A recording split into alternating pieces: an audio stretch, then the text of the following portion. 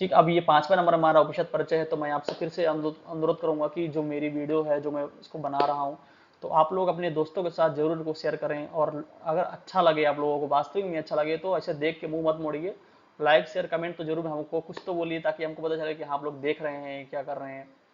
तो इसमें हमारा भी थोड़ा रुचि बढ़ेगा इसमें और आगे काम करने के लिए। ठीक, तो चलिए, ये जो भी यूजीसी के जो 73 कोड के हैं, 73 कोड के हैं, उनके लिए परम आवश्यक है। मेन उद्देश्य मेरा उनके लिए ही है, और बाकी ये काम 25 कोड के वालों के लिए भी है। ठीक, तो आइए देखते हैं। तैतृय उपनिषद संक्षिप्त परिचय में हम लोग देखेंगे कि पहला जो है हमारा तैतृय उपनिषद। ठीक, यह तैतृय आरण्यक के 3 प्रपाठक 7, 8, 9 से निर्मित है। जो तैतृय आरण्यक हमने देखा है पीछे, उसी के 7, 8, 9 जो प्रपाठक हैं, वही तैतृय उपनिषद है। ठीक, इन तीनों प्रपाठकों के नाम परिवर्तित कर क्रमशः शिक्षावल्ली दिया गया है, ब्रह्मानंद वल्ली और भृगुवल्ली रखे गए हैं। ठीक, ये 3 वल्लियां हैं, इसमें 3 वल्लियां अध्याय हैं, 3 वल्ली अर्थात अध्याय नाम दिए गए। फिर वल्लियों का जो विषय वर्णन है, तो प्रथम जो शिक्षावल्ली है, इसमें प्रपाठक 7 हैं।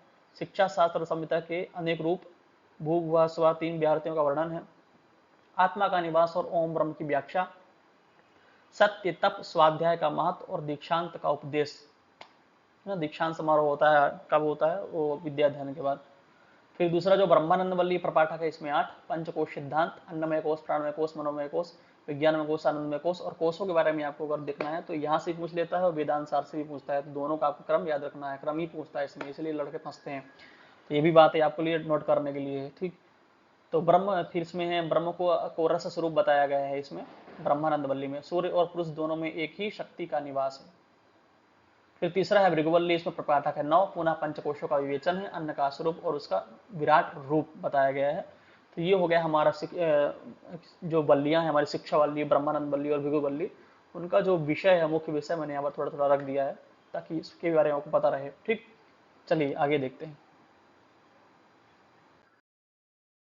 फिर है तैतृय उपनिषद के महत्वपूर्ण संदर्भ, संक्षिप्त में हम देखेंगे कि इसके जो और भी, जैसे हम 3 बल्लियां देखने हैं, उसमें फिर इसके संदर्भ में और कौन कौन से वो मिलते हैं हमारे पास सूक्त वगैरह।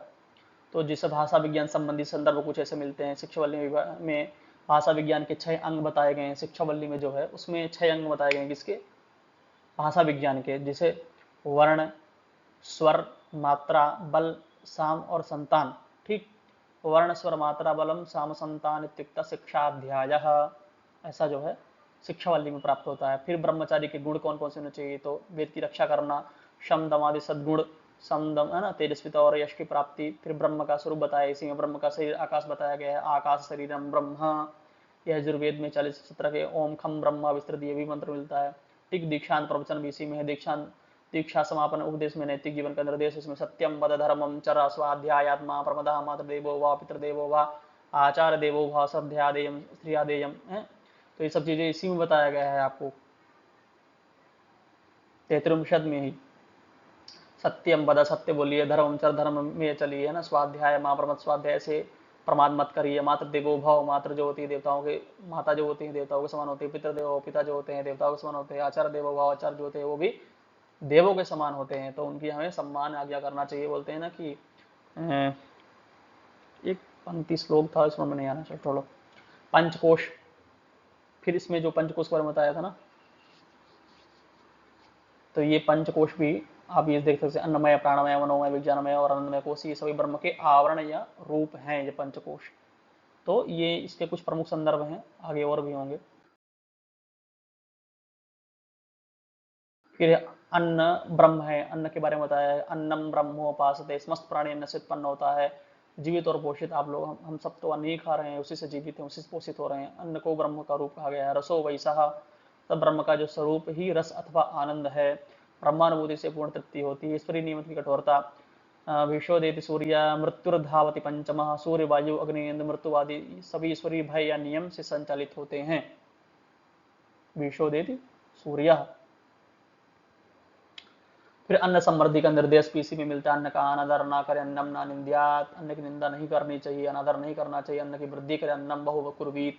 अन्नदान को सर्वोच्च धर्म बताया गया है, क्योंकि सबकी सबसे ज्यादा अगर जरूरत होती है जीवन जीने के लिए तो अन्न ही है।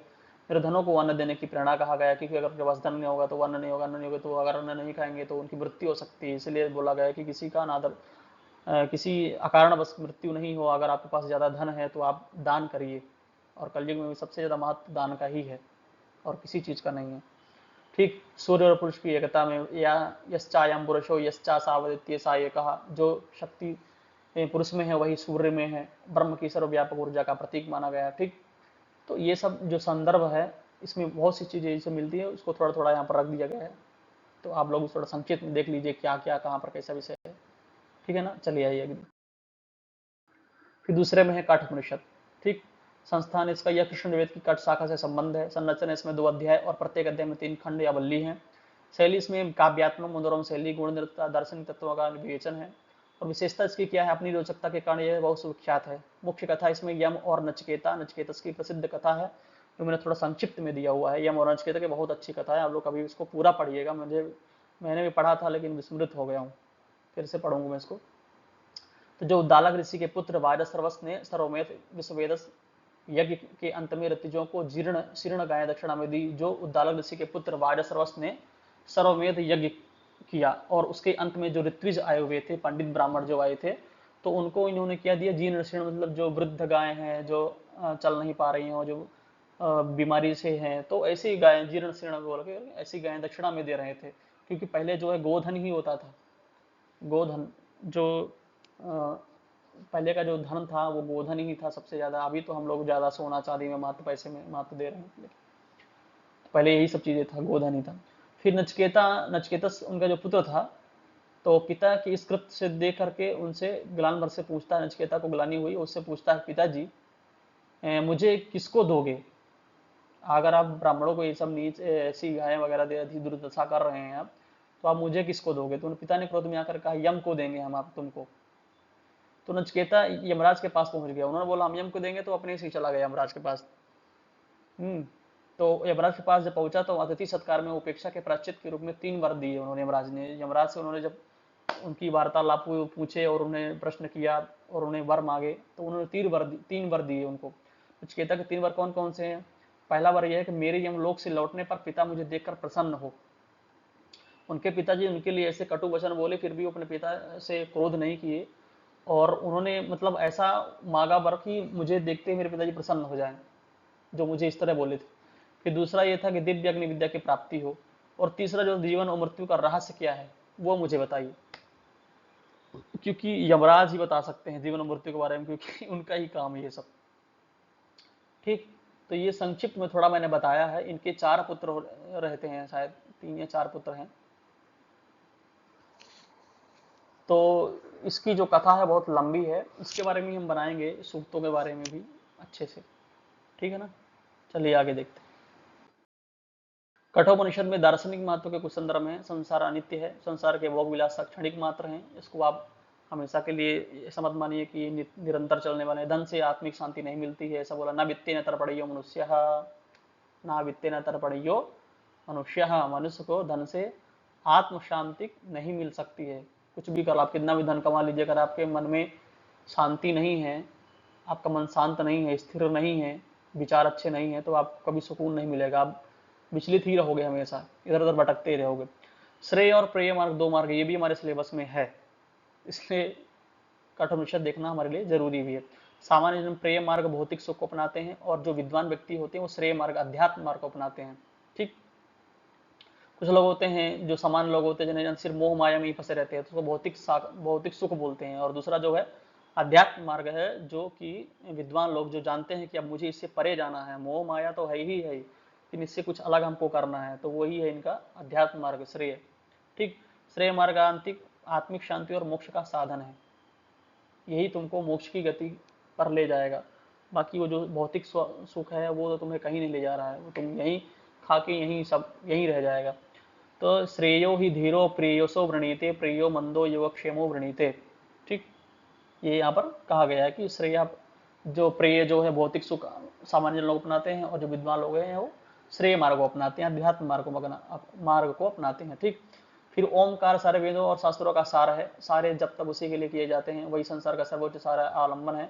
सर्वे वेदा यत् पदमामनन्ति तत्ते पदम संग्रहेण बब्रवीमि योम इत्येतत्। ऐसा कठोपनिषद में कहा गया। एतादलंबनम श्रेष्ठम एतदलंबनम परम, एतादलंबनम श्रेष्ठम एतदालंबनम परम, ऐसा कहा गया। वही संसार का सर्वोच्च सहारा और आलंबन है। फिर आत्मा अजर और अमर है।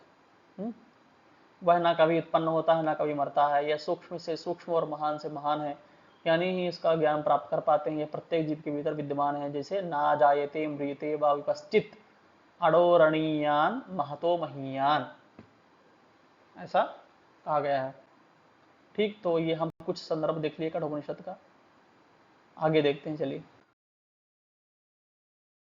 कठोपनिषद में दार्शनिक महत्व के कुछ संदर्भ हैं। संसार अनित्य है, संसार के भोग विलास क्षणिक मात्र हैं, इसको आप हमेशा के लिए ऐसा मत मानिए कि निरंतर चलने वाले। धन से आत्मिक शांति नहीं मिलती है, ऐसा बोला। न वित्ते न तर्पणयो मनुष्य, ना वित्ते न तर्पणयो मनुष्य, मनुष्य को धन से आत्म शांति नहीं मिल सकती है। कुछ भी कर, आप कितना भी धन कमा लीजिए, अगर आपके मन में शांति नहीं है, आपका मन शांत नहीं है, स्थिर नहीं है, विचार अच्छे नहीं है, तो आपको कभी सुकून नहीं मिलेगा। आप विचलित ही रहोगे, हमेशा इधर उधर भटकते ही रहोगे।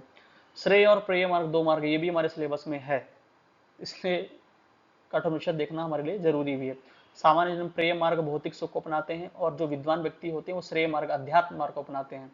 ठीक, कुछ लोग होते हैं जो सामान्य लोग होते हैं, जिन्हें सिर्फ मोह माया में ही फंसे रहते हैं, तो उसको भौतिक सुख बोलते हैं। और दूसरा जो है अध्यात्म मार्ग है, जो कि विद्वान लोग जो जानते हैं कि अब मुझे इससे परे जाना है, मोह माया तो है ही है, लेकिन इससे कुछ अलग हमको करना है, तो वही है इनका अध्यात्म मार्ग, श्रेय। ठीक, श्रेय मार्ग आत्मिक शांति और मोक्ष का साधन है, यही तुमको मोक्ष की गति पर ले जाएगा। बाकी वो जो भौतिक सुख है वो तो तुम्हें कहीं नहीं ले जा रहा है, वो तुम यहीं खा के यहीं सब यहीं रह जाएगा। तो श्रेयो ही धीरो प्रेयसो वृणीते प्रेयो मंदो योगक्षेमो वृणीते। ठीक, ये यहाँ पर कहा गया है कि श्रेय, जो प्रेय जो है भौतिक सुख सामान्य लोग अपनाते हैं, और जो विद्वान लोग हैं वो श्रेय मार्ग को अपनाते हैं, अध्यात्म मार्ग को अपनाते हैं। ठीक, फिर ओमकार सारे वेदों और शास्त्रों का सार है, सारे जब तक उसी के लिए किए जाते हैं। वही संसार का सर्वोच्च सारा आलंबन है। सर्वे वेदा यत् पदमामनन्ति तत्ते पदम संग्रहेण बब्रवीमि योम इत्येतत्। ऐसा कठोपनिषद में कहा गया। एतादलंबनम श्रेष्ठम एतदलंबनम परम, एतादलंबनम श्रेष्ठम एतदालंबनम परम, ऐसा कहा गया। वही संसार का सर्वोच्च सहारा और आलंबन है। फिर आत्मा अजर और अमर है।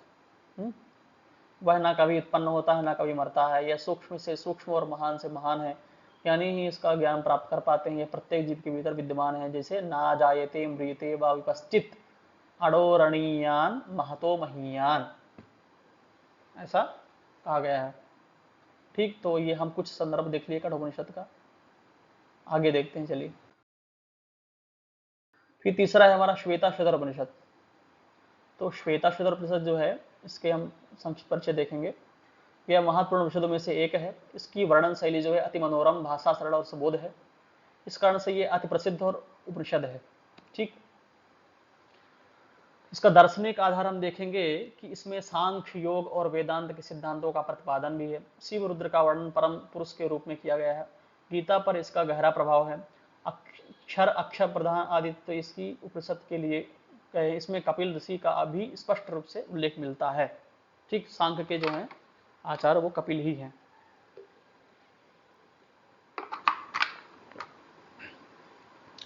हमारा भी गला सूखने लगा है। तो इसका जो वर्ण विषय है, अध्यायवार हम देखते हैं। जो प्रथम अध्याय, इसमें हंस, त्रैतवाद, माया, अक्षर, अक्षर सत्य और तपस्या दर्शन, ये सब चीजें हैं। द्वितीय अध्याय में योग, योग विधि और ब्रह्म तत्व का वर्णन है। तीसरे अध्याय में रुद्र का विश्वरूप जीवन और आत्मा का स्वरूप है। चौथे अध्याय में एकेश्वरवाद, त्रैतवाद, प्रकृति, माया, माई, शिव का ब्रह्मरूप वर्णन है। अध्याय 5 में जो है अक्षर, अक्षर कपिल ऋषि तथा जीवात्मा का स्वरूप है।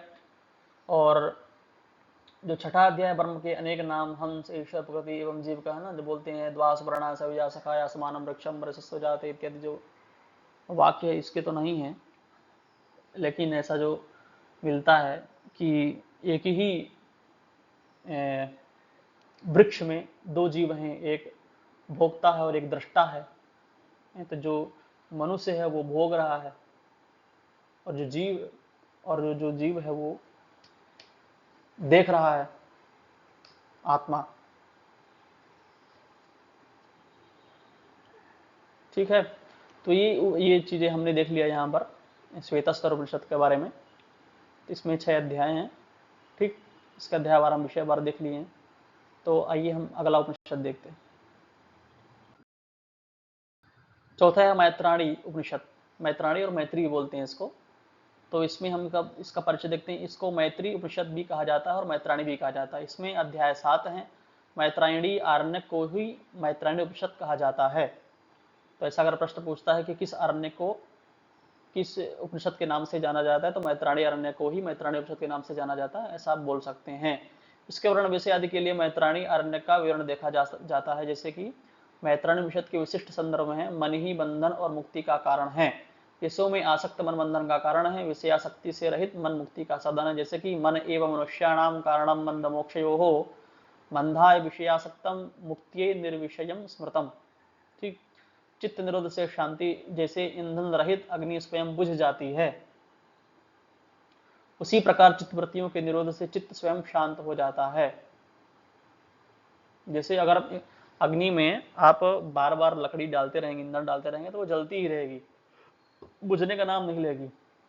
और जैसे ही आप उसमें से ईंधन हटाए तो धीरे धीरे करके अपने आप शांत हो जाएगी। उसी प्रकार चित्तवृत्तियों के निरोध से जो चित्त स्वयं शांत हो जाता है। जो निरोध होते हैं ना, इसमें योग में भी अब निरोध बताए गए हैं ना, तो मुझे भी ध्यान नहीं आ रहा है क्योंकि हम थोड़ा अभी विषयांतर हो रहे हैं विषय में नहीं है, विषय से बाहर है। क्योंकि हमारा भी एग्जाम आ रहा है, तो हम भी पढ़ेंगे, आप लोग भी पढ़ेंगे, तभी कुछ हो सकता है। उपनिषद ब्रह्म विद्या, उपनिषद का ही दूसरा नाम ब्रह्म विद्या है। अयम यम ब्रह्म विद्या सर्वोपनिषद, उपनिषद का ही दूसरा नाम ब्रह्म विद्या है। ठीक, उपनिषद जो निकट में रहकर के जिसका ज्ञान किया जा सके वही उपनिषद है।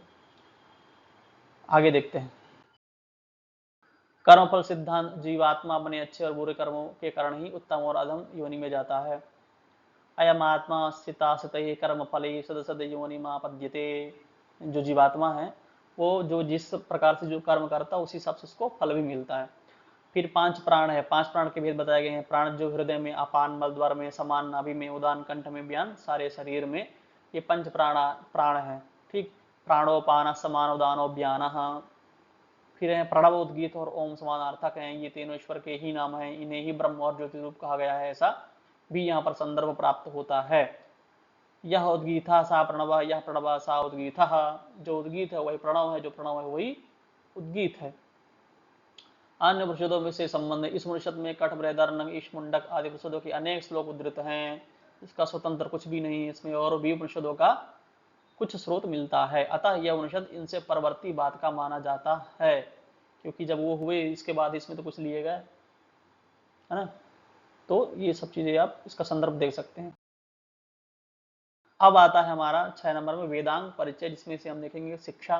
तो कृष्ण की जो शिक्षा ग्रंथ है वो भारद्वाज शिक्षा है, व्यास शिक्षा है, शंभु शिक्षा, कौहली, सर्वसम्मत, आरण्य और सिद्धांत शिक्षा।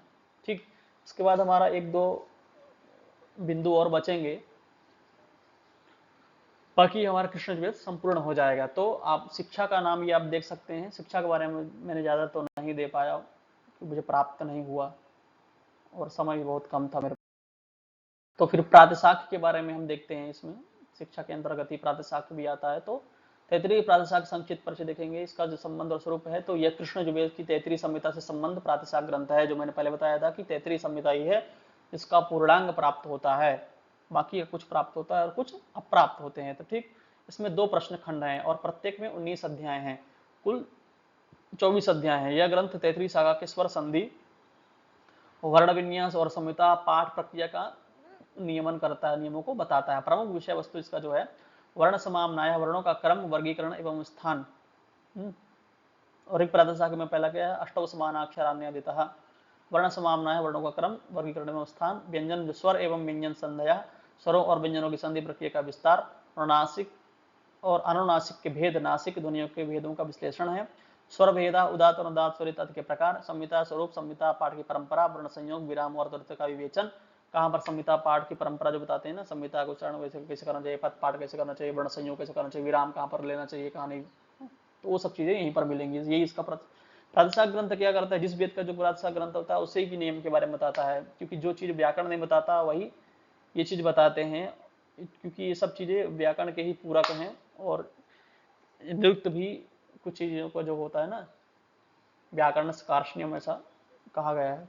ठीक, तो देखते हैं, आगे देखते हैं। ये तो हमने देख लिया इसका परिचय, आप इसको नोट कर लीजिएगा, है ना।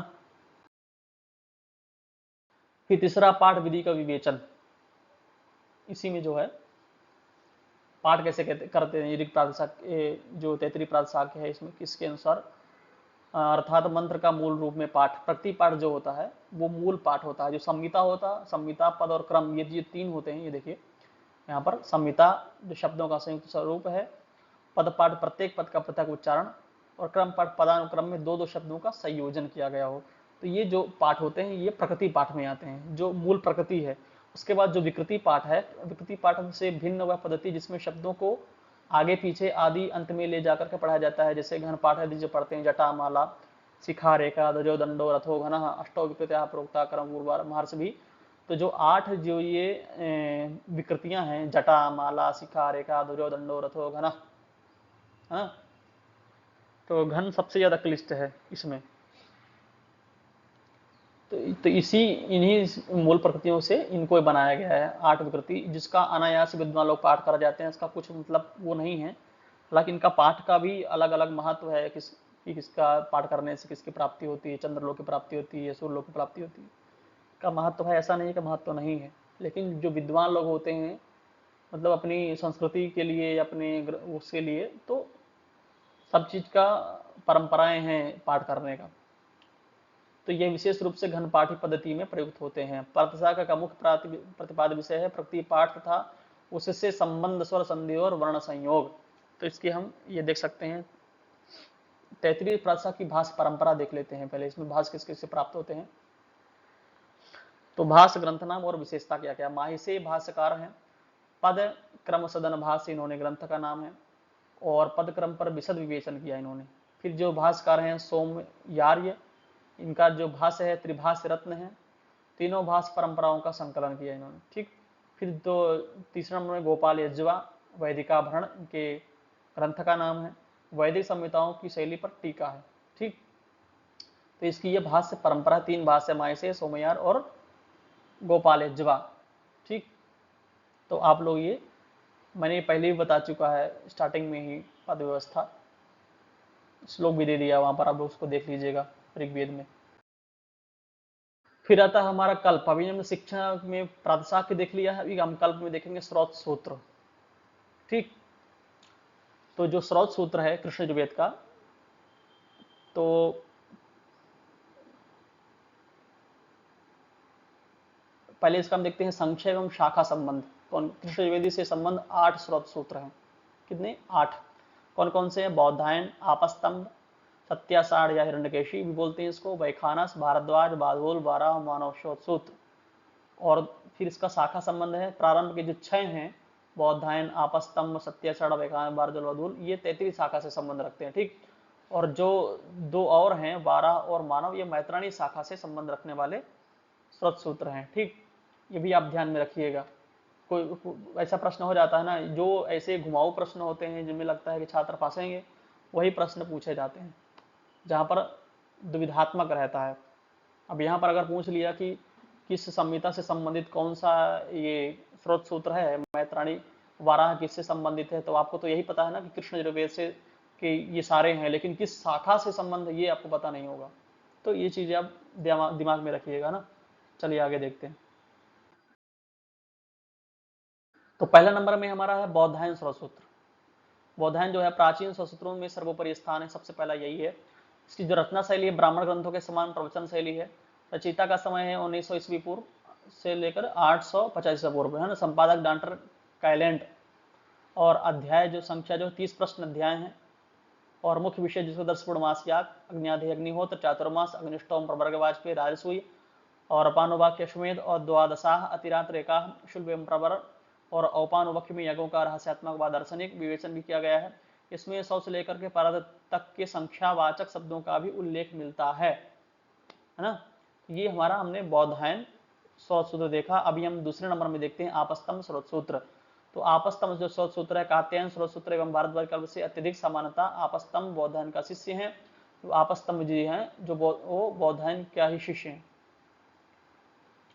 फिर समय लगभग इनका 7वीं है। भाषा अपारणीय प्रयोगों की प्रचुरता है। अन्य शाखाओं के विधि मंत्र द्रणों का विवेक उपयोग है। परिभाषाएं व्यवस्थित रूप से दी गई हैं, जिसका विभाजन संरचना है। कुल 30 प्रश्न इसमें भी हैं। प्रश्न 1 से 24 जो है स्रोत सूत्र, और प्रश्न 25 से 26 गृह से संबंधित मंत्र संकलन है। प्रश्न 27 में जो है गृह सूत्र के बारे में है, और प्रश्न 28 से 29 धर्म सूत्र है, और प्रश्न 30 से आपस्तंभ शुल्ब सूत्र है। ठीक, इसी आपस्तंभ स्रोत सूत्र से। अतः आपस्तंभ कल्प सूत्र में स्रोत, गृह, धर्म एवं शुल्ब चारों प्रकार के सूत्र सम्मिलित हैं। इसमें सब कुछ मिलेगा आपको। ये ऐसा स्रोत सूत्र है, क्योंकि जो कल्प है उसके 4 भाग हैं। स्रोत सूत्र है, गृह सूत्र, धर्म सूत्र और शुल्ब सूत्र है। तो ये चारों ये वाला आपस्तंभ स्रोत सूत्र है, इसमें आपको चारों चीजें मिल जाएंगी। आपको स्रोत सूत्र भी मिल जाएगा, गृह सूत्र भी मिल जाएगा, धर्म सूत्र भी मिल जाएगा, और शुल्ब सूत्र भी इसी में आपको मिल जाएगा। ठीक, अब तीसरा नंबर में हम देखते हैं, हमारा जो तीसरे में है सत्याषाढ़ या हिरण्यकेशी स्रोत सूत्र है। तो यह भी कृष्ण यजुर्वेद से संबंधित है, और आपस्तंभ स्रोत सूत्र से अनेक सूत्र अक्षरशः लिए गए हैं। इसमें जो सत्याषाढ़ है इसमें आपस्तंभ का ही कुछ अंश लिया गया है, और 24 प्रश्न इसमें भी अध्याय हैं। विषय वस्तु इसका बौद्धायन के समान है, सूत्र संबंधी नहीं और नियताक्षर भी नहीं है। इसमें कृत कृत्यों के बीच, स्रोत कृत्यों के बीच गृह सूत्र भी है। इसमें पितृमेध सूत्रों से पहले धर्म सूत्र का समावेश है। प्रकाशन जो है इसका आनंद आश्रम पुणे से किया गया है 1932 ईस्वी में। 10 खंडों में प्रकाशित, टीकाओं सहित 10 खंड में है ये। पूछ लीजिए आप, पढ़ने में क्या हालत होगी। तो वैखाना स्वर सूत्र जो है चौथे नंबर में हमारा है। ये भी शाखा जो है तैतरी संहिता से संबंधित है। प्रभाव इसका बौद्धायन, आपस्तंभ, सत्याषाढ़ तीनों का पड़ता है। इसमें तीनों का ही इसमें विषय मिलेगा आपको। संबंध जो वैष्णवों के विशिष्टाद्वैत संप्रदाय से है, जो कि रामानुजाचार्य जी हैं। रचयिता नाम है विकनस, और दूसरा नाम है औखेय सूत्र। कल्प सूत्र के 32 अध्यायों में से 12, 32 और 21 अध्याय स्वर सूत्र है। रसमेध का वर्णन नहीं है इसमें। विष्णु ध्यान का विधान अनेक स्थलों पर है। अपारणीय प्रयोगों की अधिकता है। संपादक डॉक्टर कैलेंडर जी हैं, जो पिछले बताया गया। प्रकाशन कलकत्ता से हुआ इसका 1941 ईस्वी में। तो आप लोग अगर इसको पढ़ना चाहें, देखना चाहें, तो ये सब चीजें इस प्रकाशन से आप ले सकते हैं। ठीक, चलिए आगे देखते हैं। तो 5 नंबर में हमारा है भारद्वाज संस्कृत, जो शाखा संबंधित रखता है तैतृय शाखा से, और उद्धरण जो तैतृय संहिता, तैतृय ब्राह्मण इति विज्ञायते संकेत संहिता है इसका। अन्य उद्धरण जो कृष्ण द्विवेदी, मैत्रेयी एवं काठक संहिताएं हैं। काल बौद्धायन के बाद आपस्तंभ से पूर्व का है ये। आप उपलब्ध अंश जो है 15वें प्रश्न की 25वीं कंडिका तक मुख्य तक ही है ये। फिर मुख्य विषय इसका जो है दर्शपूर्णमास, अग्न्यादय, अग्निहोत्र, अग्रायण, निरूढ़, पशुबंध, चतुर्मास, पूर्व प्रायश्चित, ज्योतिष्टोम समानता कुछ अंशों में बौद्धायन स्रोत सूत्र से है। संपादक डॉक्टर चिंतामणि गणेश काशीकर जी हैं। प्रकाशन इसका वैदिक संशोधन मंडल पूना से है ना। तो आप लोग वहां पर से देख सकते हैं। तो हमने ये भारद्वाज सूत्र देख लिया। अभी हम देखेंगे 6 नंबर में वादुल स्रोत सूत्र। तो यह बौद्धायन के तुल्य प्राचीन है। इसकी रचना शैली में भी बौद्धायन के सदृश है। इसमें मंत्र पूरे दिए गए हैं। इसमें 15 प्रपाठक अध्याय हैं। उपविभाग, अनुभाग और पटल में है। मुख्य विषय इसका अग्न्यादेश और पूर्वराशि, यजमान, आग्रायण और ब्रह्मत्व, चातुर्मास, पशुबंध, ज्योतिष्टोम, वाजपेयी, राजसूय, अश्वमेध, पवित्रेष्टि, अग्निष्टोम, अहीन, एका आदि इसके मुख्य विषय हैं। फिर इसके जो संपादक डॉक्टर ब्रज बिहारी चौबे जी हैं, और प्रकाशन जो होशियारपुर से है प्रकाशित हुआ है ये। ठीक, तो चलिए हम लोग 6 देख लिया, अभी हमारे कुछ और बाकी हैं।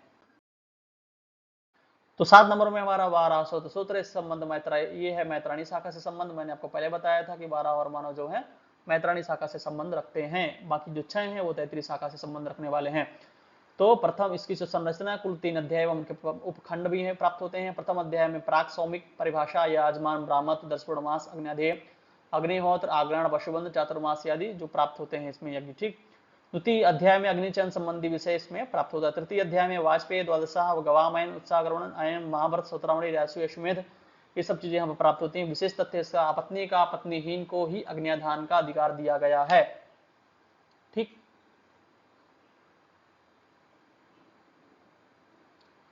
अच्छा यहाँ पर ये भी कह रहे हैं कि अपत्नी का पत्नीहीन को भी, मतलब आप इस बात से आप ये लगा सकते हैं कि अग्न्याधान आदि करने का जो अधिकार है वो गृहस्थ आश्रम वालों को है, और किसी ब्रह्मचारियों के लिए नहीं है।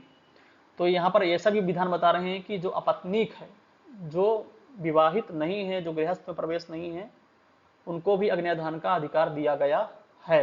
यहाँ पर कुछ विशेष बताया गया होगा। फिर इसका संपादन जो है डॉक्टर कैलेंड और डॉक्टर रघुवीर है। प्रकाशन है मेहर चंद्र लक्ष्मण दास, लाहौर से प्रकाशित है, जहां तुम जा नहीं सकते हो। ठीक, चलिए आगे देखते हैं। 8 नंबर में मानव स्वसूत्र संबंध मैत्राणी शाखा से है। महत्व है यही प्राचीनतम स्वसूत्रों में गिना जाता है। संरचना 5 भाग, 11 अध्याय व उपखंड है। 5 भागों के नाम है इसके, प्राक, सोम, इष्टिकल्प, अग्निष्टोम, राजसूय और चयन। तो ये हमारा हो गया कल्प में स्रोत सूत्र हुआ है अभी। ठीक, अभी आइए देखते हैं इसका मुख्य विषय देख लेते हैं थोड़ा। दर्शपूर्णमास, आग्नेयाध्याय, अग्निहोत्र, अग्रहण, चतुर्मास, पितृग, वासुबंध और अग्निष्टोम, प्रायश्चित, प्रवर्ग, वाजपेयी, राजसूय, अश्वमेध, एका, अहिन, सत्र, सलूषित, परिशिष्ट। ये तो मैंने ऐसे मतलब वाचन कर रहा हूँ, लेकिन इनके अंदर भी बहुत ज्यादा है कि मैं एक एक दर्शपूर्णमास के आगे की आग के बारे में अगर बताऊं तो पता 2-4 घंटे का तो यही बन जाएगा। तो इसलिए सिर्फ नाम दे के हम छोड़ रहे हैं विषय में, ताकि आपको विषय में पता रहे इनके बारे में। ऐसा आप लोग नहीं सोचना कि बस वाचन किया जा रहा है। अगर हम इसमें अगर थोड़ा घुसते हैं अंदर तो बहुत बड़ा मैटर हो जाएगा ये सब। ठीक है ना। तो रचना काल है आपस्तम से प्राचीन, शैली कृष्ण द्रवेद के ब्राह्मण ग्रंथों के सदृश, परंतु आख्यान रहित है ये। टीका है आचार्य कुमारिल भट्ट की, व्याख्या प्रथम भाग प्राक सोम पर उपलब्ध है। प्रकाशन जो प्रारंभिक 5 अध्याय फ्रीडिस नाउ एरर सेंट पीटर्सबर्ग जो है उन्होंने प्रारंभिक 5 अध्याय पे किया है। संपूर्ण संस्करण जो जे.एम. फॉन गेल्डर जो दिल्ली से प्रकाशित हुआ है। श्रीमती गेल्डर द्वारा अंग्रेजी अनुवाद भी किया गया है इसका। ठीक है ना। तो जो अंग्रेजी पढ़ने वाले हैं गेल्डर जी का मंगवा लें। तो ये रहा हमारा 9वें नंबर का जो है मानव का स्रोत सूत्र का। तो अब आइए आगे देखते हैं। अब हम देखते हैं कृष्णवेदी गृह सूत्र। अभी हमने स्रोत सूत्र देखा है 9, इसमें से 8 देखे ना। तो जिसमें से 8 थे, 6 थे हमारे तैतरी शाखा संबंधित, 2 थे हमारा मैत्राणी से संबंधित। तो अब हम देखेंगे कृष्णवेदी गृह सूत्र। ठीक, तो कृष्णवेदी गृह सूत्र में क्या देखते हैं कि यजुर्वेद के लगभग 9 गृह सूत्र उपलब्ध होते हैं। इसमें भी 9 है, उसमें 8 थे। मतलब कितना ही बड़ा मैटर है, देख के हालत खराब है मेरी तो। फिर पहला है बौधायन गृह सूत्र। ठीक, रचयिता है इसके बौधायन जी, काल भाग है इसका 900 लगभग ईसा पूर्व। स्रोत बौधायन कल्प सूत्र का विशिष्ट अंश है। संपादक संस्कार श्री श्याम शास्त्री जी ने किया 1920 में मैसूर से। संरचना 4 प्रश्न अध्याय, कुछ हस्तलिखित प्रतियों में 10 प्रश्न हैं इसके। मुख्य विषय इसका विवाह, गर्भाधान, पुंसवंश, मंतुनयन, जातकर्म, नामकरण, निष्कर्ण, अन्नप्राश, चूड़ाकरण, उपनयन, समावर्तन, वैश्वदेव। फिर ये जो 16 संस्कार बारे में है ना, इसमें कुछ संस्कार यहाँ पर मिलते हैं। फिर पंचमा है गोदान, दीक्षा, वास्तव, शमन, श्राद्ध, प्रायश्चित्तानि, है ना, ये चीजें मिलती हैं। फिर गृह परिभाषा सूत्र के मुख्य विषय जो किया ब्रह्मचर्य, गृहस्थ, प्राग यज्ञ और स्नातक के धर्म, स्मार्त कृत्य, यज्ञोपवीत के अधिकार, प्रकार, पुत्र प्राप्ति अर्थ होम, पुत्र की प्राप्ति के लिए आप कौन सा होम कर सकते हो उसके बारे में यहाँ पर दिया। प्राचार जो है इसका दक्षिण भारत में ही है ज्यादातर। ठीक है, तो ये रहा हमारा व्यवधान गृह सूत्र का, हमने विषय ये सब कुछ देख लिया है। और अब हम दूसरा देखते हैं आगे। अब दूसरे में हमारा मानव गृह सूत्र, इसके भी 9 है गृह सूत्र भी। तो यह भी दूसरे नंबर में चल रहा है। संबंध जो है हमारे त्रैणी शाखा से इसका है। रचयिता हैं इसके आचार्य मानव जी हैं। भाष्य अष्टावक्र का भाष्य प्राप्त होता है। आपको पता ही होगा अष्टावक्र जी कौन थे। संरचना जो है 2 पुरुष अध्याय, 41 उत्खंड, मुख्य विषय ब्रह्मचारी के कर्तव्य, समावर्तन, संस्कार, प्रायश्चित, वेदाध्ययन विधि, अनध्ययन, विवाह, वर वधु के लक्षण, गर्भाधान, सीमंत्वन, पुंसवन, जातकर्म, नामकरण, अन्नप्राशन, चौलकर्म, उपनयन, चातुर्मास, शालाकर्म, पंच महायज्ञ, विनायक, शांति आदि और पुत्रेष्टि याग सामान्य परिभाषाएं यहाँ पर इसका यह मुख्य विषय है। प्रकाशन संपादन जो है फ्रीडिस क्राउएर अष्टावक्र भाष्य सहित सेंट पीटर्सबर्ग जी ने इसको संपादन किया है। और फिर विनय तोष भट्टाचार्य जी अष्टावक्र भाष्य सहित बड़ौदा 1926 में किया था। रामकृष्ण हरसे अष्टावक्र भाष्य सहित किया है 1926 में। पंडित भीमसेन शर्मा हिंदी अनुवाद सहित किया है इन्होंने अष्टावक्र भाष्य सहित।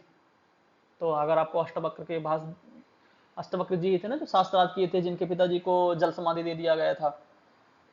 तो अष्टावक्र जी जो मतलब बचपन से जब गर्भ में थे तभी से बहुत बोलते थे वो।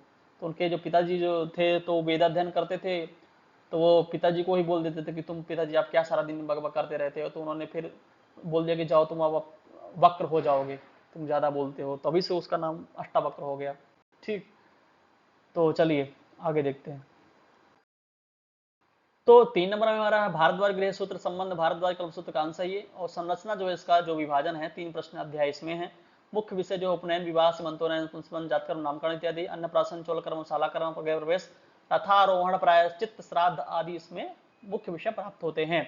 इसकी जो मुख्य विशेषताएं हैं, नए मंत्रों का प्रयोग सरल और सुबोध है, रचना शैली बौधायन गृहेश्वर से अधिक है, समानता, कात्यायन ने भारद्वाज के मत का उल्लेख किया है, कात्यायन से पूर्ववर्ती संपादक डॉक्टर संस्करण डॉक्टर सालोमन्स लाइडेन, संपादक संस्करण जो करने वाले हैं ये कौन से, डॉक्टर सालोमन्स लाइडेन जी हैं, ठीक है ना, तो नाम भी ऐसे विदेशी ही लगते हैं मेरे को।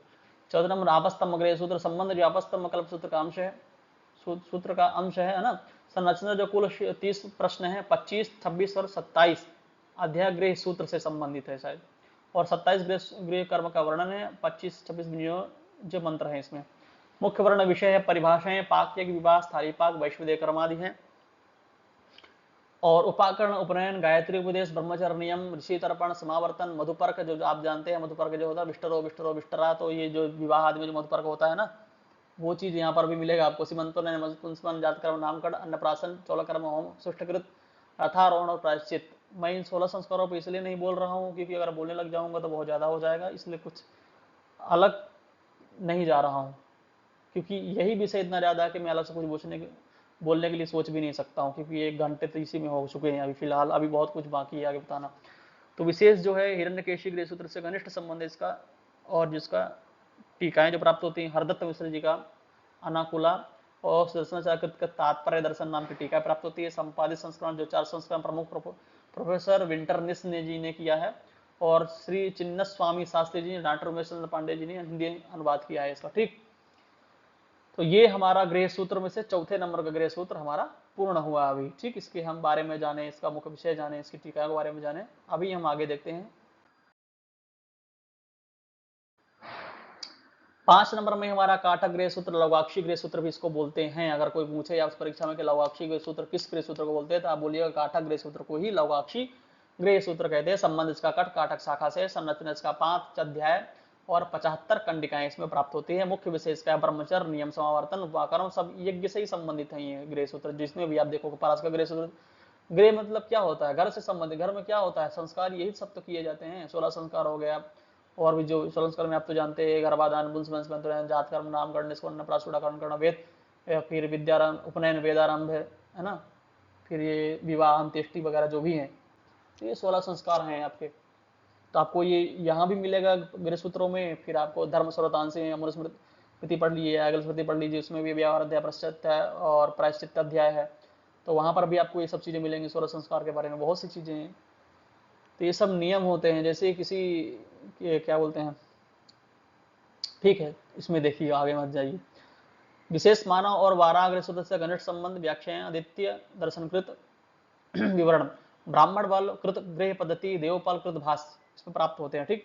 संपादन जो है इसका कहां से, डॉक्टर कैलेंडर जी ने किया, 1922 में लाहौर से प्रकाशित है। ज्यादातर ग्रंथ हमारा लाहौर में ही रह गया लग रहा है, इधर आ ही नहीं पाया, तो आप लोग पढ़िए और उसको लेके आइए, है ना। अग्निवेश गृह सूत्र जो हमारा 6 नंबर का है, रचयिता है जो इसे आचार्य अग्निवेश। संरचना जो इसका 6 प्रश्न अध्याय में है। संबंध बौद्धायन, हिरण्यकेशी, भारद्वाज गृह सूत्रों से समानता है इसका। और विशेषताएं जो इसकी प्राप्त होती है, मूर्ति पूजा का विधान इसमें है, तांत्रिक यंत्र और तांत्रिक जो तंत्र बनना चाहते हैं ना, तांत्रिक वगैरह मंत्र पूजा मारने वाला, तो वो चीजें आप यहाँ से देख सकते हैं। धार्मिक संप्रदायों का प्रभाव, मुख्य वर्ण विषय क्या है इसका, तो उपनयन, समावर्तन, इसमें भी वही चीजें, विवाह, गृह प्रवेश कैसे करना चाहिए, बलवेश्व कैसे करना चाहिए, दर्शपूर्णमास्य, स्थली पाक, पुंसवन, सीमंतोन्नयन, नामकरण, निष्क्रमण, अन्नप्राशन, चौलकर्मशाला निर्माण, यज्ञोपवीत विधि, गृह यज्ञ, भूत बलि, देव यज्ञ, मधुपर्क, प्रायश्चित, वानप्रस्थान, तो हमको भी यहाँ अग्निवेश से देखना पड़ेगा, क्योंकि जो प्रश्न पूछा था ना 1-2 बार, पिछली बार जो पूछा था पंचमहायज्ञ के बारे में, खतरनाक, वो तो मेल ही नहीं खा रहा था, ना मनुस्मृति से खा रहा था, ना कहीं से, ढूंढ ढूंढ के थक गए लड़के। तो पंच महायज्ञ मतलब कभी पहले देव यज्ञ आ रहा है, पहले फिर कभी ब्रह्म यज्ञ आ रहा है, कभी पितृ आ रहा है, तो कभी भूत यज्ञ आ रहा है, कभी अतिथि यज्ञ आ रहा है, तो कभी वो पीछे हो जा रहा है, तो ये सी समस्या खड़ी। और नेट में जो है मतलब क्रम मांगा था वो, अभी तो उनके पास कुछ बचा नहीं है, तो यही चीज में वो लोग मार रहे हैं हम लोगों की, बस तुम क्रम बताओ। और जहाँ 2-3 भेद जहाँ पा जाते हैं ना, तो वहीं से प्रश्न पूछना शुरू कर देते हैं। तो आप लोग थोड़ा सतर्क रहिए इन सब चीजों में।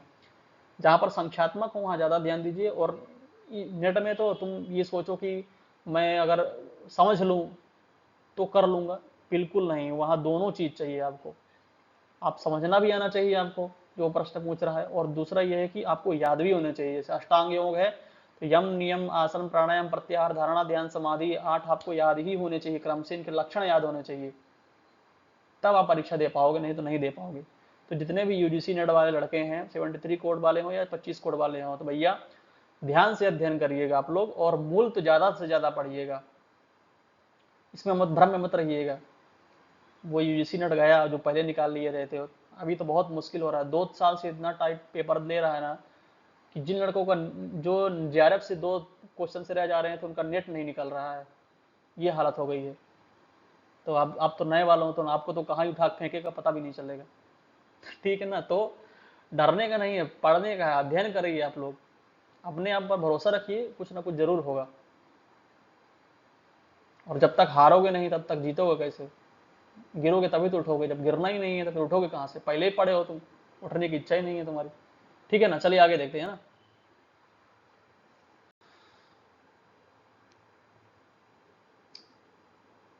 हम्म,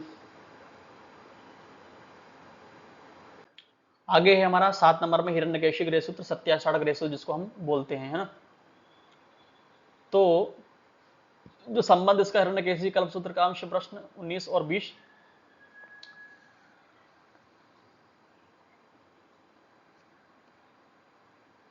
और प्रत्येक प्रश्न में 8 पटल खंड है इसमें। ठीक, संबंध भारद्वाज और अवस्थम गृह सूत्र से घनिष्ठ संबंध, इसका विशेषताएं जो है विकसित शैल सूत्र शैली में है। विनियोग वाले मंत्र पूरे दिए गए हैं इसमें। अनेक अपारणीय प्रयोग है, पाणनी एक पाणनी प्रयोग होता है, एक अपारणीय प्रयोग होता है, तो इसमें जो है अपारणीय प्रयोग है। ठीक है, मुख्य प्रतिपादक विषय क्या है? प्रश्न है उपनयन, प्रश्न नंबर 1 में उपनयन समावर्तन परिचित विवाह शाला कर्म है ना। दूसरे में है सीमंतोनयन और पुंसवन जातकर्म नामकरण, अन्नप्राशन चूड़ाकरण उपासन। व्याख्या मातृदत्त की पूर्ण व्याख्या है इसमें, और संपादक डॉक्टर जे कीर्ते वियना, ये अंग्रेजी अनुवाद किए हैं। डॉक्टर ओल्डनबर्ग, देखो मतलब विदेशियों ने कितना काम किया है हमारे ग्रंथों में, बहुत कम मिलता है कि हमारे जो भारतीय हों निवासी हों वो कुछ ऐसा कुछ काम किए हों। पहले ये सब लोग, उनको पता है हमारे ग्रंथों के बारे में, हम तो सिर्फ ग्रंथ को सर में उठा के यात्रा ही निकाल पाए हैं, उसको अंदर खोल के कभी पढ़ ही नहीं पाए कि इसमें है क्या चीज। भागवत की पोथी लेकर के सिर्फ यात्रा निकाल लेंगे, लेकिन उसके अंदर लिखा क्या है वो खुद स्वयं बैठ के पढ़ नहीं सकते हैं, इतनी दुर्दशा है। तो सिर्फ सर में उठा करके आप सम्मान करिए ग्रंथ के हमारे, लेकिन उनके अंदर क्या लिखा हुआ उसको भी पढ़ने का थोड़ा प्रयास कीजिए। अगर दिन में 2-4 मिनट भी मिलता है, 10 मिनट मिलता है, तो अध्ययन कीजिए, क्योंकि दुनिया इसमें शोध कर रही है, हमारी ये संस्कृति पर शोध कर रही है। जितने वैज्ञानिक हैं वो सब इसी पे शोध कर रहे हैं, हमारे वेदों पर ही। और हम हैं जो इसकी वैल्यू को समझते ही नहीं। ठीक है, चलिए 8 में हमारा वाराग्रह सूत्र संबंध मैत्रणीय संहिता है। विशेषताएं है मानव गृह सूत्र से घनिष्ठ संबंध या नया संस्कार। ठीक, नंतोद्गमन विषय मानव गृह सूत्र के तुल्य। इसमें संपादित जो संस्करण है इसको डॉक्टर शाम शास्त्री जी ने किया मैसूर से 1920 में, और डॉक्टर रवियर जी 1932 में लाहौर से। फिर देखिए लाहौर, लाहौर भी तो हमारे ही अंश था ना। तो बहुत सारे ऐसे हमारे पास नालंदा तक्षशिला वगैरह थे जो सब तहस नहस कर दिए, इतनी सारी 6 महीने तक जहां पर आग लगी हो, सोचिए। यहाँ किसी कंपनी में आग लगने के बाद 2 दिन में बुझ जाती है, वहां तो ग्रंथ रखे हुए थे, 6 महीने तक आग जलती रही। 6 महीना कुछ होता है।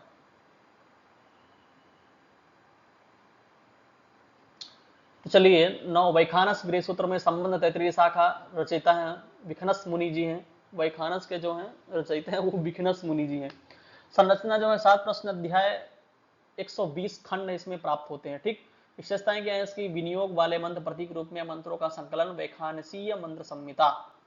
मुख्य वर्ण विशेष का क्या है? तो संस्कार जो है शारीर गर्भाधान पुंसवंश मंथन जात कर्म, यही 16 संस्कार के बारे में है। पाणी ग्रहण आदि जो है ना, पाणी ग्रहण जो पाणीग्राही जो उड़ीसा में होते हैं, तो नहीं, पाणी ग्रहण मतलब एक विवाह संस्कार होता है, एक दूसरे का हाथ ग्रहण, पाणी ग्रहण।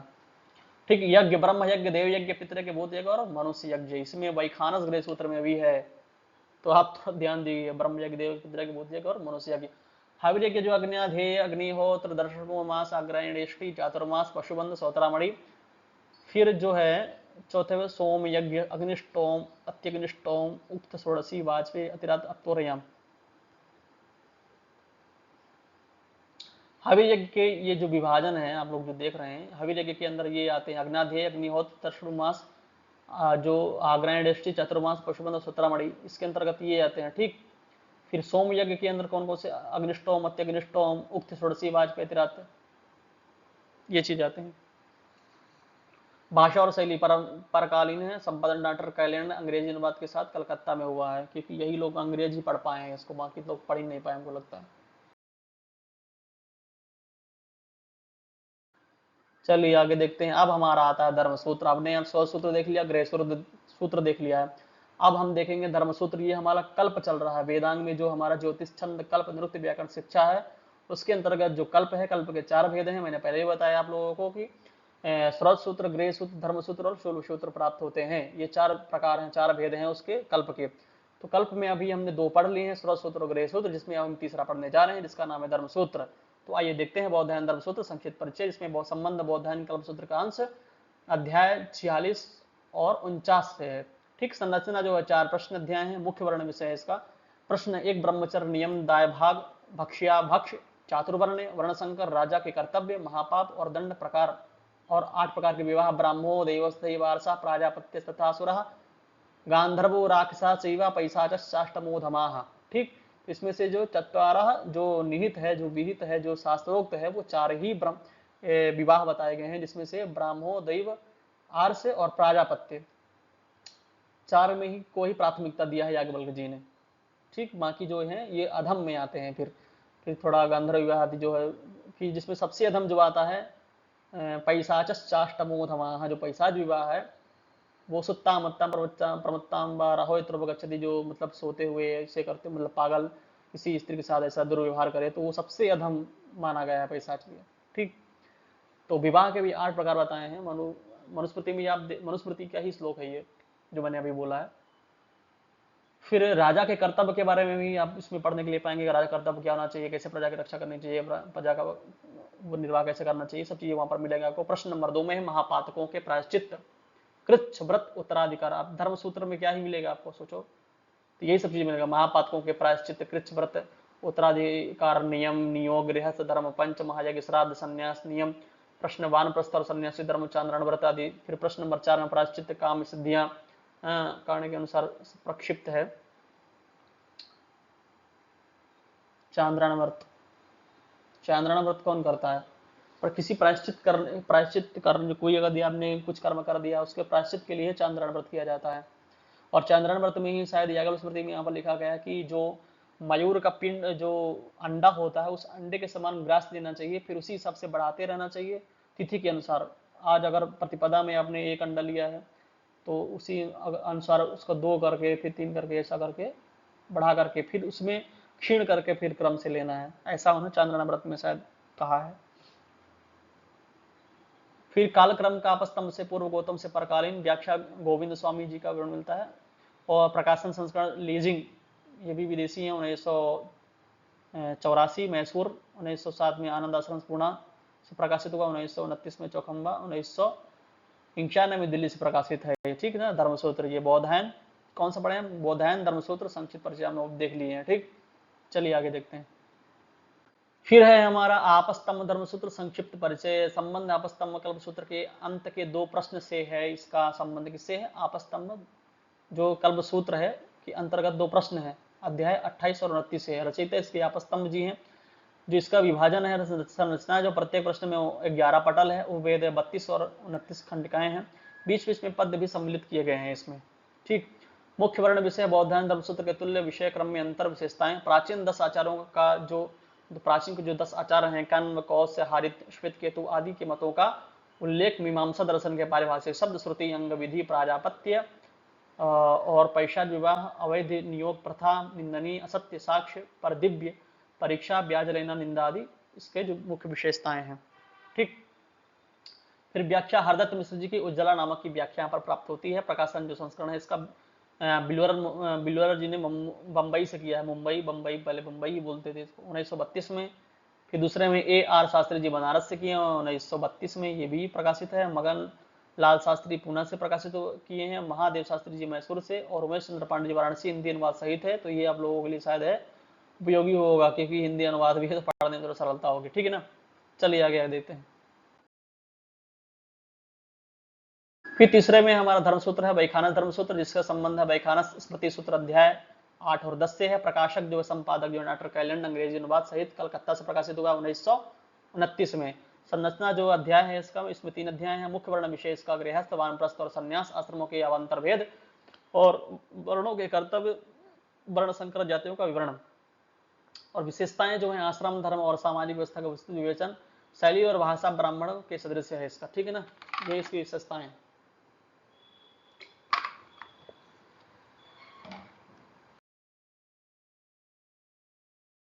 अब हमारा आता है शुल्ब सूत्र। तो शुल्ब सूत्र में हम देखेंगे बौद्धायन शुल्ब सूत्र संक्षिप्त परिचय, संबंध कृष्ण वेद से है, रचयिता है इसके बौद्धायन मुनि है, ठीक है ना, 1900 से लेकर के 885 से पूर्व। महत्व सबसे प्राचीन शुल्ब सूत्र यही है, बौद्धायन शुल्ब सूत्र, जिसकी संरचना हुई 3 परिच्छेद, कुल 519 सूत्र हैं इसमें। परिच्छेद 1 में 113 सूत्र विभिन्न मान यज्ञ वेदियों के निर्माण हेतु रेखागणितीय तथ्य हैं इसमें। जो शुल्ब सूत्र होता है वो आपको पता है पूरा मैथमेटिक्स होता है, पूरा वेदियों के बारे में बताता है, कितने मापन का, कितने इंच, कितने लंबाई, कितनी चौड़ाई इसकी वेदी की होनी चाहिए, वो सारी चीजें हमको यहाँ पर मिलेगी। पूरा मैथमेटिक्स है, जिसकी मैथ अच्छी हो, पढ़ने की रुचि हो, मैथ जानता हो, तो वो इस ग्रंथ को पढ़े। मुझे थोड़ा बहुत नहीं आता मैथ वगैरह, इसलिए ज़्यादा इंटरेस्टेड नहीं रहता हूँ, तो इसीलिए आप लोग पढ़िए। परिच्छेद 2 इसमें 83 सूत्र वेदियों के निर्माण के समान नियम, गारपत्य और छंद स्थिति। परिच्छेद जो है 323 सूत्र काम इष्टों के 17 प्रभेदों के लिए विधियां, ठीक। टीकाएं जिसमें प्राप्त होती हैं द्वारकानाथ जी का यज्वा शुल्बदीप का नाम के जो टीका है, वेंकटेश्वर दीक्षित जी का शुल्ब मीमांसा, यहाँ पर टीकाएं प्राप्त होती हैं, ठीक है ना, इस शुल्ब सूत्र में। तो ये थोड़ा शुल्ब सूत्र महत्वपूर्ण है, आप थोड़ा ध्यान दीजिएगा इसमें। तो आप लोग जो है वीडियो को हमारे एकदम पूरा देखें, भले आप कुछ करें चाहे नहीं करें, लेकिन आपको एक बार ज्ञान तो हो ही जाएगा। किसी भी वेद के बारे में अगर आपको जानना है तो मेरी चारों वीडियो अवरिक वेद सामवेद अथर्ववेद मैंने पूरा डाल दिया। इसके बाद मैं अब अगर हमारा होगा तो याज्ञवल्क्य शिक्षा या फिर हम ऋक् प्रातिशाख्य पे ही अगली वीडियो डालने वाले हैं। अभी तो हम यही प्रकाशित करने वाले हैं। फिर दूसरा हमारा आपस्तम्भ शुल्ब सूत्र है, संबंध कृष्ण वेद से। इसका रचयिता काल है आपस्तम्भ, 19वीं सदी ईसा पूर्व में। संरचना 3 इसका 6 पटलों में है, 21 अध्याय, कुल 498 सूत्र हैं इसमें, है ना। पटल जो है अध्याय 1 से 3 वेदियों के निर्माण हेतु रेखागणितीय सिद्धांत इसमें। पटल 2 अध्याय 4 से 6 वेदियों के क्रमिक स्थान, आकृतियां और निर्माण प्रक्रिया हैं। अध्याय 3 से 6 काम इष्टियों के लिए आवश्यक वेदियों के आकार और प्रकार के बारे में बताया गया है। कि मैंने आपको पहले बताया कि पूरा रेखागणित है शुल्ब सूत्र। शुल्ब अर्थात क्या होता है, रस्सी, तो मापन कार्य जो होता है वो इसी में होता है। विशेषता जो है बौद्धायन की तुलना में संक्षेप और कुछ विभेदों में सरलता इसमें हो। और टीकाएं जिसमें प्राप्त होती है, कपारदी स्वामी जो शुल्ब व्याख्या प्राप्त होती है, करविंद स्वामी जी का शुल्ब प्रदीप का प्राप्त होती है, और सुंदर राज जी का शुल्ब प्रदीप प्राप्त होती है। गोपाल जी का आपस्तंभीय शुल्ब भाष्य टीका यहाँ पर इस ग्रंथ में प्राप्त होती है, ठीक है ना। तो और एग्जाम परीक्षाओं में तो टीका और आचार्य भी ज्यादा से ज्यादा यही तक पूछ लेते हैं, क्योंकि पता होता है लड़कों को याद तो होता नहीं है सब चीजें। और चीजें होती हैं वो याद कर लेते, लेकिन भाष्य, भाष्यकार, टीका, ग्रंथ, ये सब बहुत मुश्किल हो जाता है। इतने सारे ग्रंथ है, किसका कहाँ याद रखें, कुछ समझ में नहीं आता, ठीक है ना। अभी हमारा जो 7 नंबर का है वो है भाष्यकार परिचय। तो अभी तैतृय संहिता के जो भाष्यकार हैं वो पहले हैं कौंडिन्य स्वामी, जो तैतृय संहिता की वृत्ति लिखी हुई है। फिर दूसरे हैं भव स्वामी, तैतृय संहिता पर भाष्य लिखा है, केवल उद्धरणों से भाष्य का पता चलता है और ऐसा कुछ पता नहीं चलता है। फिर तीसरे में गुरुदेव जी, जो 8वीं से 19वीं सदी के ईसा पूर्व के हैं। तैतृय संहिता पर भाष्य लिखा और देवराज यजवा ने अपनी निघंटु भाष्य में इन्हें भाष्यकार कहा है, ठीक। फिर चौथे हैं क्षुर, आचार्य क्षुर ने तैतृय संहिता पर भाष्य लिखा है। उद्धरणों में क्षुर का नाम भट्ट भास्कर से पहले आता है, अन्य वर्ण अज्ञात है और उनका कुछ प्राप्त नहीं होता है। फिर जो 5वें नंबर में भट्ट भास्कर जी 11वीं शती ईसा पूर्व के हैं। तैतृय संहिता पर ज्ञान यज्ञ नामक भाष्य इन्होंने लिखा है। यहाँ पर भट्ट भास्कर जी का नाम पूछा जाता है कि भट्ट भास्कर जी के भाष्य का नाम क्या है, शरणाचार्य जी के भाष्य का नाम क्या है, महीधर के भाष्य का नाम क्या है। ये चीजें आपको याद रखनी है, यही परीक्षा में पूछी जाती है। फिर मंत्र का अर्थ केवल यज्ञ परक नहीं बल्कि आध्यात्म और आधिदैविक परक भी है इनके। सायण ने पूर्ववर्ती भाष्य प्राप्त है, सायण से पूर्ववर्ती भाष्य प्राप्त इनका, ठीक है। फिर 6ठे नंबर में है सायण जी, तो सर्वप्रथम तैतृय संहिता और भाष्य इन्होंने लिखा है। इनके बाद ऋग्वेद आदि का भाष्य लिखा है और सायणाचार्य जी का है भाष्य जो है 6वें नंबर में है सायण जी, तो सर्वप्रथम तैतृय संहिता और भाष्य इन्होंने लिखा है। इनके बाद ऋग्वेद आदि का भाष्य लिखा है और सायणाचार्य जी का है भाष्य जो है 6वें नंबर में है। 7वें नंबर में है